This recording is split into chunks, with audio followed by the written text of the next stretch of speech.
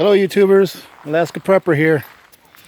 Well, another somewhat of a crappy day today. It rained. This is like the third day in a row that it's rained.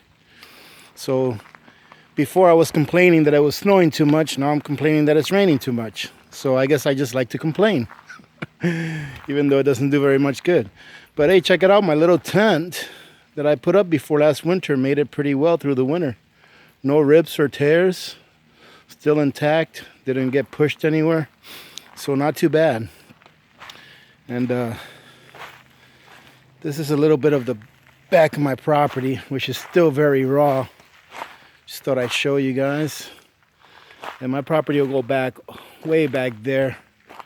I can't even point it out to you because it goes back probably about another 350, about a football field from here, a little more.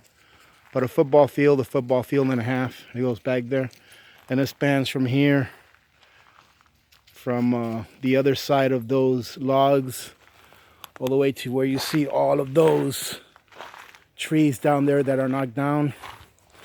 Here's my little bug out trailer. That's what I'm going to make this into. And oh, look at that. You see this big old dent on this trailer? Look at this. That big old dent right there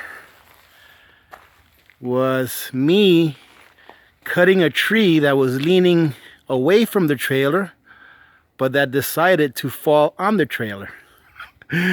And fortunately, that trailer took a really good hit, but fortunately it's still sealed, so it's still weatherproof on the inside. So what I'm going to do is one of my projects is going to be, this is going to be my little bug out trailer. And I was going to fix the top right there by myself because it would cost way too much to try to fix it professionally. It'd be like $10,000, which is more than what I paid for the trailer to have that fixed. Eventually I'm gonna take whatever I have in there, because I have some things stored in there, and I'm going to turn this into a little bug out trailer. And I'm gonna put all my things in there. I'm gonna probably try to insulate it and put a miniature wood stove in there, put a miniature, small bathroom. I did a layout on a piece of paper once for this, and I can actually fit my family of 4 in here, and I can actually put a small bathroom with a shower and a toilet in it and a sink in it in the shower, and I can even fit a washer and dryer in there, and 4 bunk beds, 2 bunk beds on each side on top of each other, and still have storage underneath the bunk beds and all that kind of stuff. So this is going to be one of the projects that I work on once I've got all of my other major things done that I need to get done. But yeah, I was cutting down a tree. This was about 2 years ago, and the tree was literally leaning away from the trailer, and it was probably about 30-40 feet away from the trailer. And I cut my wedge on the opposite side. I started cutting on the other side, and for some reason that tree decided to go the opposite way, and once it's fallen, there's nothing you can do. So that's what happens. But hey, Keith S., if you see this video, can you please private message me? I have something that I want to talk to you about, and I would like to actually talk over the phone. I think you'd be interested in doing this. It's about the comment that you left a while back, talking about the GSM, Grand Solar Minimum. So if you can please private message me, Keith S., I'd appreciate it, and I think that what I've got to talk to you about, you're going to like, and I think it's a great idea. I'm going to leave it at that because I don't want to give it away. I think everyone would actually enjoy what I have in mind. So if you see this, Keith S., please get a hold of me. You can just private message me, and I'll private message you back, and I'll give you my contact number. But having said that, ladies and gentlemen, I was looking at all of this right here. All this wood. This is a whole bunch of branches, just biomatter really, branches, but you can see there's still a lot of pretty good wood in these piles. And right now, what heats my home is called a Toyo stove. And Nomadic Hunter, since he's from up here in Alaska, he probably knows very well what a Toyo stove is. They're very popular in Alaska because they are very efficient. They run on fuel oil, or, it's like the #1 type of diesel, or diesel type #1. It'll run on diesel type #2. But number one is better because it won't freeze at like negative 40 or 50. I believe it's got to be below negative 60 for it to start gelling up. So, and they're very efficient. For example, my house is about 1,600 square feet, and I probably only used about 300 gallons of fuel all of last winter. And all of last winter lasted probably about 7 months. So I used roughly 45 to 50 gallons a month, if that, to heat 1,600 square feet. So that's what I use. But I was thinking, what's going to happen, or has anyone thought about, what are you going to do if your supply lines get cut off? Or what would you do if the price of heating your home became so expensive that you just couldn't afford to buy fuel or pay for heating your home? Do you have a backup plan? And what I was going to do is I was going to have somebody come in here this summer, and I was going to have them shred all of these trees. I was going to have them take it and put it into an industrial wood chipper and pretty much shred all of these trees. And I was thinking, you know what?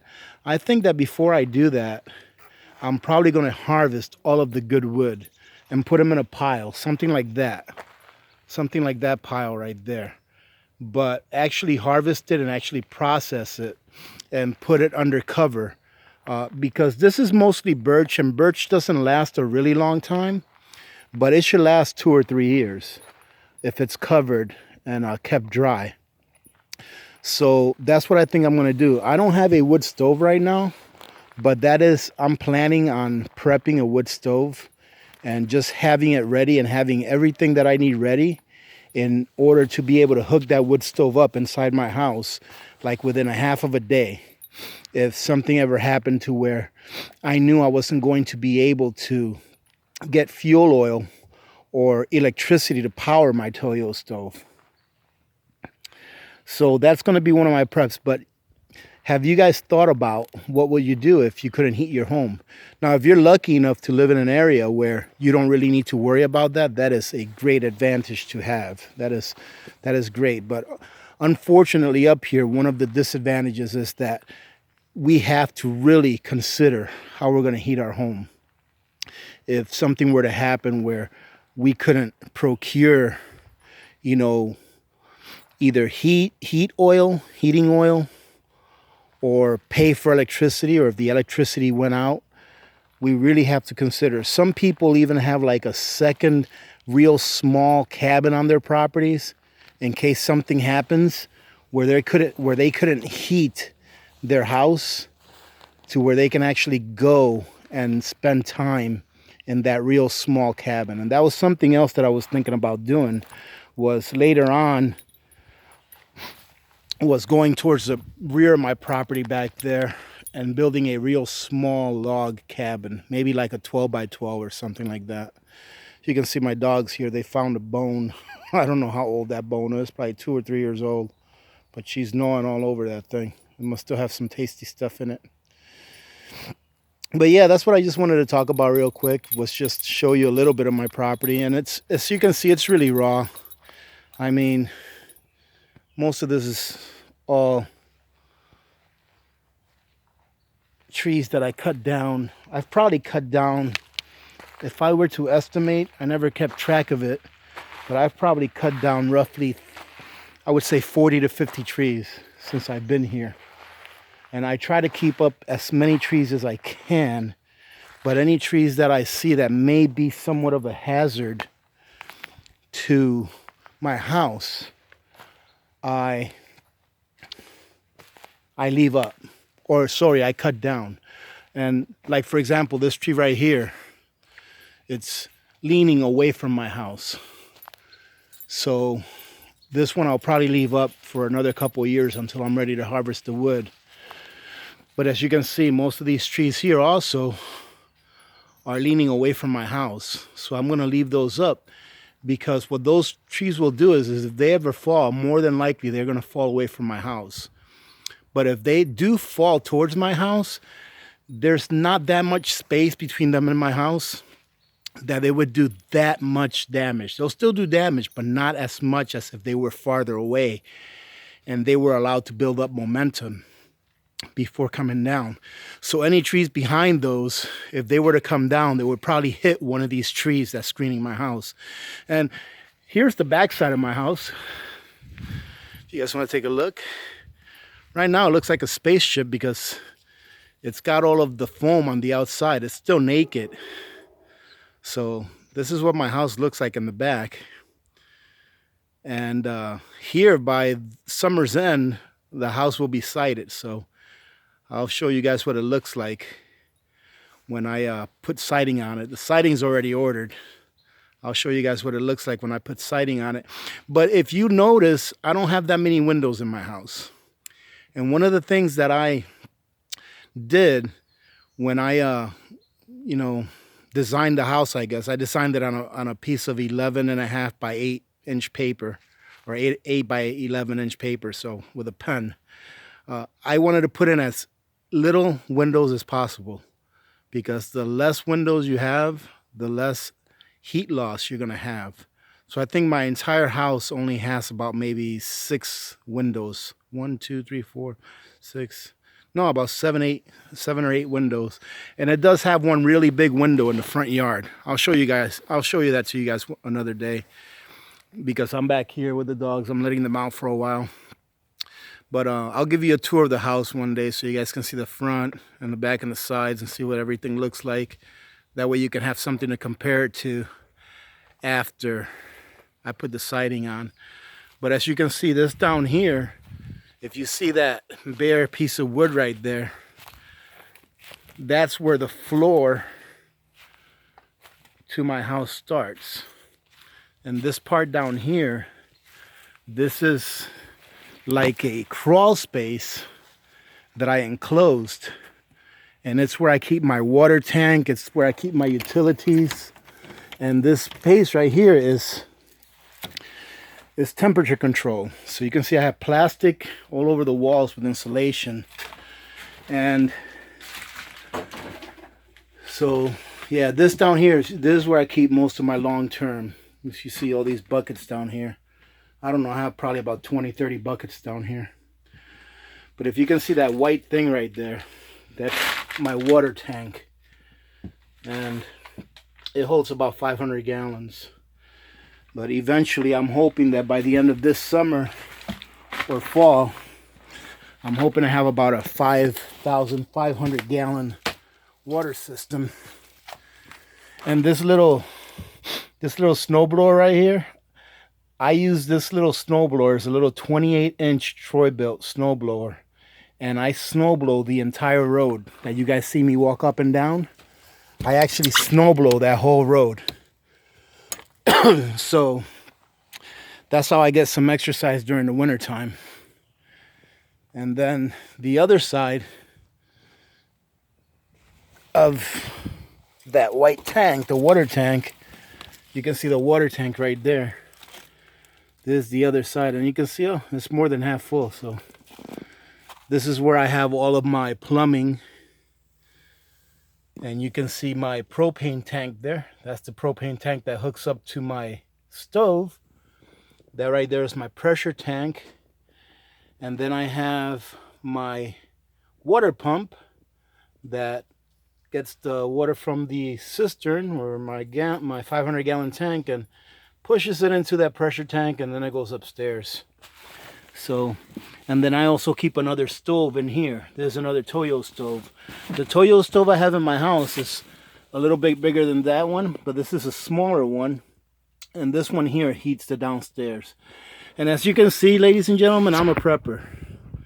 That's a spare pump number 1, and it works. It's a really good pump, actually.